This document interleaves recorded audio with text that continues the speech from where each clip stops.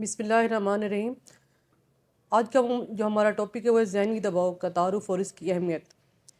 ذہنی دباؤ جو ہے وہ ہر ایک شخص کی زندگی میں بہت زیادہ اہمیت کا حامل ہے، اسپیشلی پولیسنگ کے اندر ذہنی دباؤ بہت زیادہ اہمیت کا حامل ہے۔ پولیسنگ ایک ایسا ڈپارٹمنٹ ہے جس میں بہت زیادہ دباؤ اور پریشر فیس کرنا پڑتا ہے۔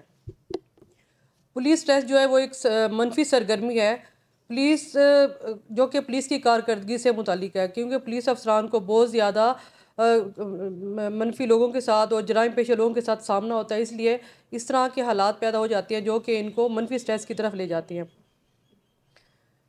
پولیس اسٹریس جو ہے وہ بہت زیادہ پولیس کی سرگرمیوں کی وجہ سے ہوتا ہے، جس کی وجہ سے ان کی ماہانہ ڈیوٹی کی تبدیلی، چھٹی نہ ملنا، گھر والوں کو وقت نہ دینا اور 24 گھنٹے کی ڈیوٹی کی وجہ سے، اور بہت زیادہ ایسے محکمانہ حالات ہوتے ہیں جو کہ ان کو اسٹریس کی طرف لے کر جاتے ہیں۔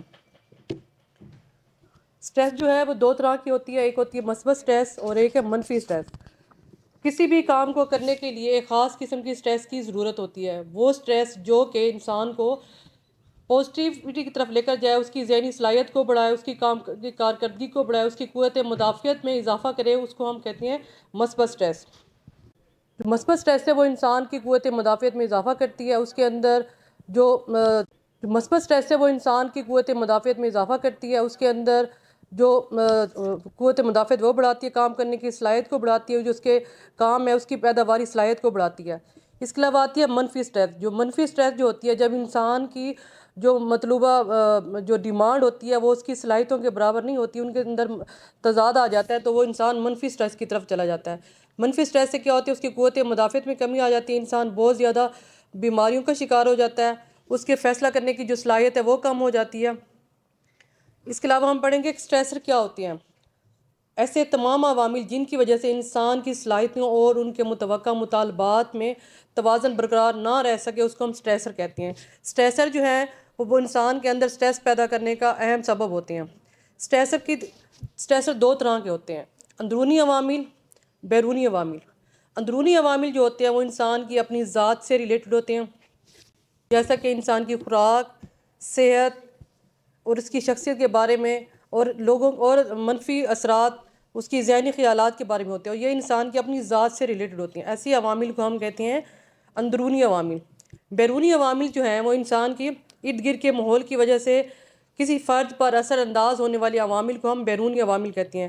مثلاً ملازمت سے متعلقہ پریشانیاں، گھریلو عوامل، ماحول اور آپ کے دوسروں کے ساتھ جو روزمرہ کے تعلقات ہوتے ہیں، جو آپ کا برتاؤ ہوتا ہے، وہ بیرونی عوامل کہلاتے ہیں۔ ایک اور ہوتے ہیں تنظیمی عوامل اور محکمانہ عوامل۔ اس کو بھی ہم بیرونی عوامل میں شامل کرتے ہیں کہ محکمے کے اندر رہتے ہوئے آپ کے دوسرے لوگوں کے ساتھ جو تعلقات ہیں اور ان کے درپیش جو مسائل ہیں، ان کے ساتھ جو آپ کے بات چیت کا جو طریقہ ہے، جو رد عمل ہے، وہ بیرونی عوامل میں آتے ہیں۔ صحت کیا ہوتی ہے؟ صحت عالمی ادارہ کے WHO کے مطابق صحت سے محض بیماریوں کی غیر موجودگی کا نام نہیں ہے، بلکہ ذہنی طور پر، جسمانی طور پر، سماجی طور پر، نفسیاتی طور پر، مکمل طور پر صحت مند ہونے کی ایک کیفیت کا نام ہے۔ صحت محض ایک بیماری کی غیر موجودگی نہیں ہے، بلکہ جب آپ ذہنی طور پر، جسمانی طور پر، روحانی طور پر، سماجی طور پر صحت مند ہوں گے تو ہم اس کو صحت کی ڈیفینیشن میں لے کر آتے ہیں۔